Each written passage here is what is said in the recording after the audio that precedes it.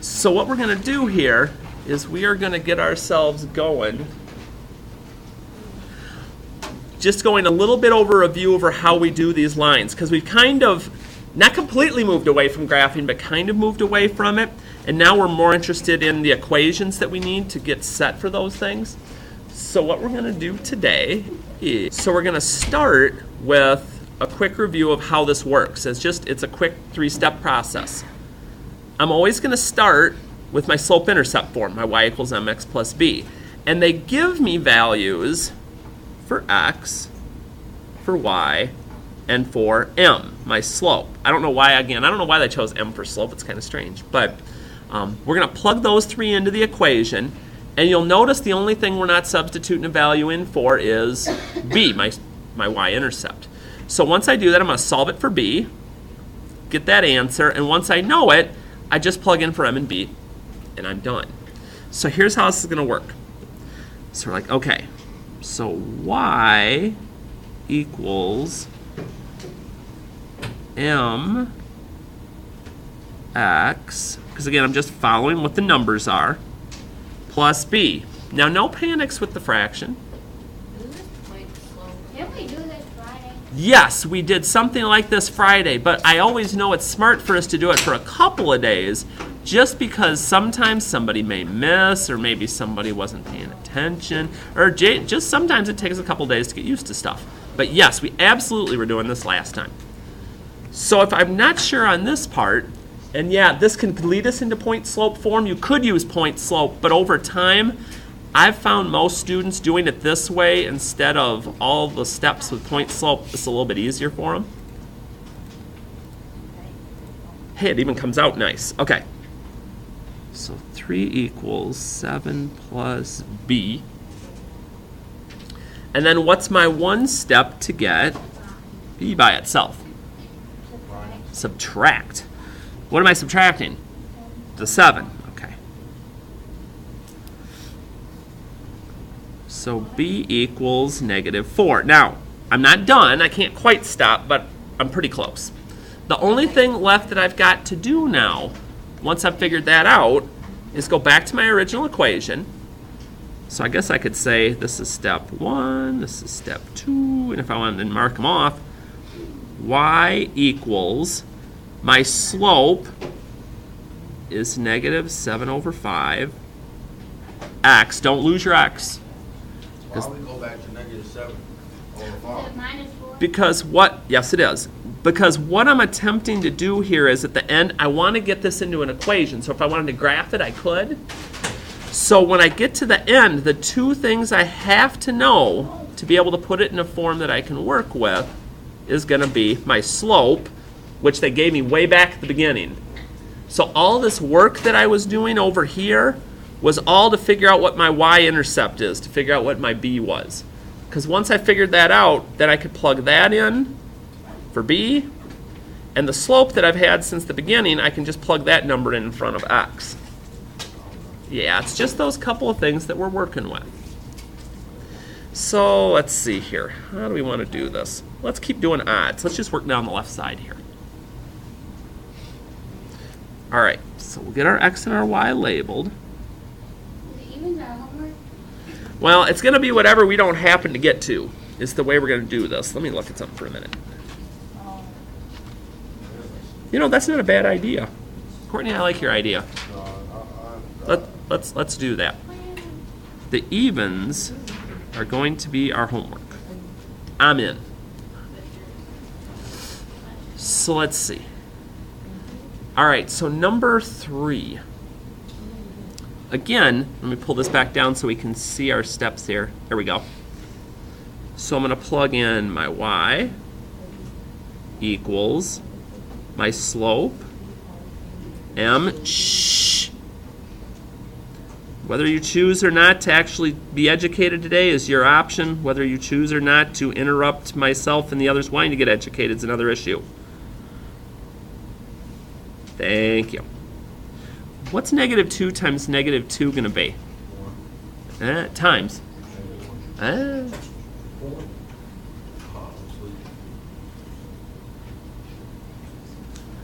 Okay, so negative times negative is positive, and then you're always just going to have a one-step equation, which is kind of nice. What's my one step to get b alone this time? Minus.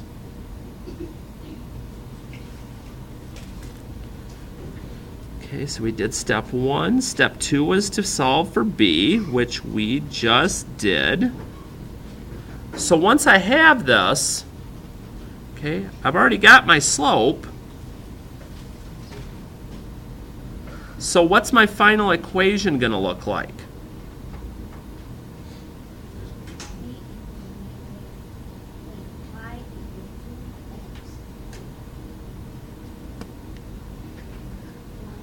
All right.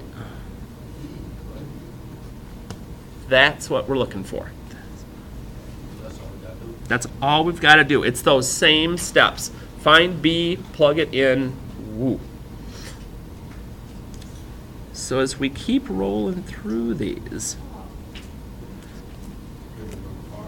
yep, we're going to hit number 5 up here next. So let's see here. All right, first step.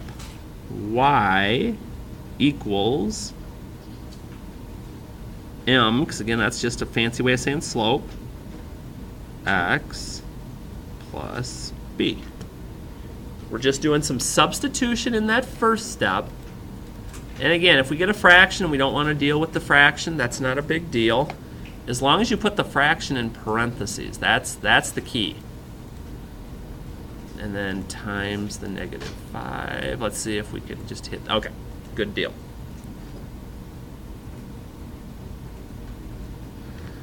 So 1 equals 1 plus b, and just like it's been on the rest, we're just going to keep subtracting that value out. Unless it's a negative, of course, then we'd add it. So 1 minus 1 is 0. But again, I know what my slope is. So my last step, okay, thank you. All right, what's my final equation going to look like on this one? Y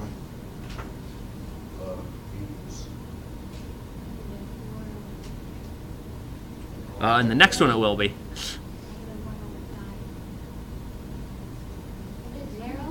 Well, what goes after the negative 1 over 5? X. So we bring a fraction back. Yeah, whatever the slope is. Sometimes it'll be a fraction, sometimes it may not be. We just bring it back. And it just goes back in front of the x every time. All right. Let's play with one more fraction here. Then I'm going to have you guys do 9, see how it's going so we can maybe get some candy out here. We'll see how we're going here. All right. Step 1. Okay, here's my x, here's my y. So y equals m x plus b. Fractions, fractions, fractions. Negative 4/3 times 3 is negative 4.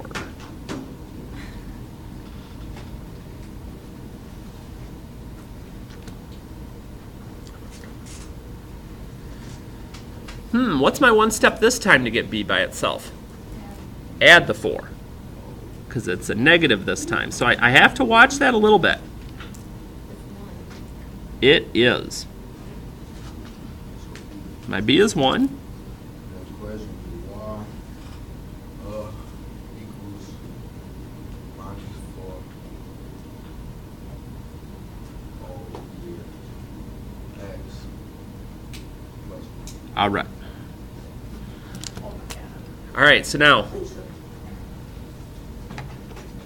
for those of you here, I want you to do number 9. I'm going to give you a little bit of time here, and I'm going to come around and see how number 9 goes. And if you are on the right track / get it right, I'll be bringing the bag of candy with me. Which one are we doing? Number 9. We're just going to keep doing the same thing that we've been doing. So on 42 minus 1. When you're putting it in the formula, remember it's Time. Oh, don't tell everybody. Oh, she's gonna just give some help there. Okay, that's correct. That's correct. Yeah, what the step that she's telling you to do right now is absolutely correct. With this particular one, again, whatever number they give me for slope at the beginning is the number that goes in front of x. And whatever I get for my b is just going to go on the end. Now it changes up a little bit when we go to the next section. When I scooch up to the next part, it says write the slope-intercept form, y equals mx plus b, form of the equation. In other words, get y alone. So let's see here. If I want to get my y term alone, how do I get that positive 1x to the other side? Subtract. Now, here's one thing, and it's not shh, listen. Because some of you may be wondering, well, why can't I either put negative 42 minus x, or why can't I just put them together and call it like negative 42x one thing? Well, a couple reasons. One, when I'm making my equation, I always want the x to be right after the equals, okay? And if I want to put a number with my x, I can always put a 1 in here since I don't see one. And now it's starting to look kind of like this does. Okay, that's a number, that's got x, that's got y, but y is not quite by itself yet. What's my last step going to be? Divide them all. And all of them. Yeah, we want to keep that as a fraction. If you go to put something in the calculator, so like let's say on this one you're like, okay, I want to do negative 1 divided by 6, and you get a funky decimal, we don't want the funky decimal because we wouldn't graph it that way. It'd be kind of hard. So if you got these, if we just hit math, enter, oh, I just leave it as the fraction. Okay. But when I get to the second part, negative 42 divided by 6, that one comes out nice. Where'd you get the negative 1x from? Because here, when this x was on this side, yeah, the one was just there to begin with. Yeah, now 13's kind of weird. 13 I can't do anything with. It's already in the answer it's going to be in. That's kind of strange, but it's true. If I don't have x and y, I really can't do anything else with it. And that's it. So let's see, what do we might have on the back here to play with? Write the slope-intercept form of the equation of the line given the slope and the y-intercept. Okay. No math this time, just substituting. All I'm going to do is I'm just going to plug in the m and the b into my equation. Y equals my slope is negative 7/5. That goes with x. My b goes on the end. It's negative 2. I'm done. No calculating, no getting y by itself. They just give us everything. It's kind of nice. There's that how you do? Mr. Harty? Yeah. Oh dear. Grab yourself another and just we'll staple them. Did you do number 8? What's that? Did you do number 13? Yes. I'll flip it back over in a minute. Well, what's the answer? That's it. I'll flip it back over. So which one? So for 17, what's my equation going to look like? 17 is Yeah. going to be y equals. Excuse me. Sorry, Colby. No, you go here. I got the next one. Okay. Y equals negative x minus 2. Okay. Because excuse me. Oh, gracious.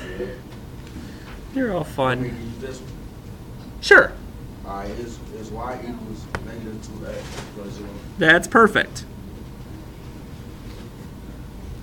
Okay, now we're making some progress.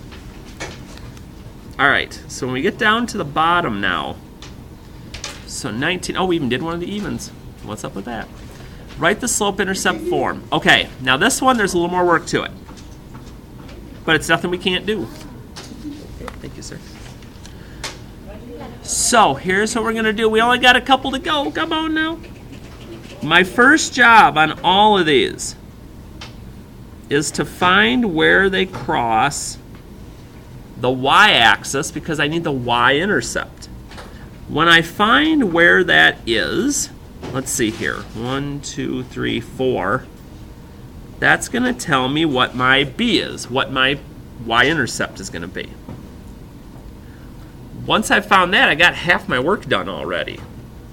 Because remember, when I'm doing these, all I got to do is know m and b, and I'm going to be done. Well, I already know b. Now to find m, this gets a little trickier, and I'm going to help with this. You need one other dot to be able to find your slope, and sometimes those dots...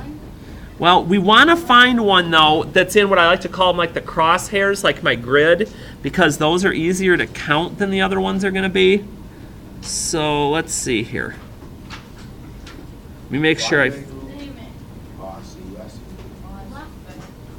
Hey, I'm just going to help with these other dots. So once I have that, all I'm going to do at that point is, again, I'm counting from one dot to the other. And we've talked about maybe making these triangles so we can kind of see how that works.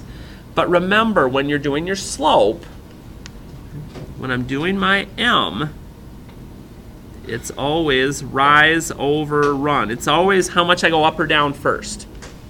So if I'm going to start at the blue dot here, I mean I go down 1, 2, 3, 4, 5, 6, down 7. So that's a -7. So they all going to be negative besides that one. Well, let's see. Now that I got down here, do I go right or left to get to the red dot? Right. So that's going to be a +1. So that's my m. So then it's just y equals, I just figured out my m, -7/1. That's always going to go with my x. Plus 4. And then +4. And I'm done. And the cool thing is going to be, even when you guys are doing this tomorrow, I'm going to have a video ready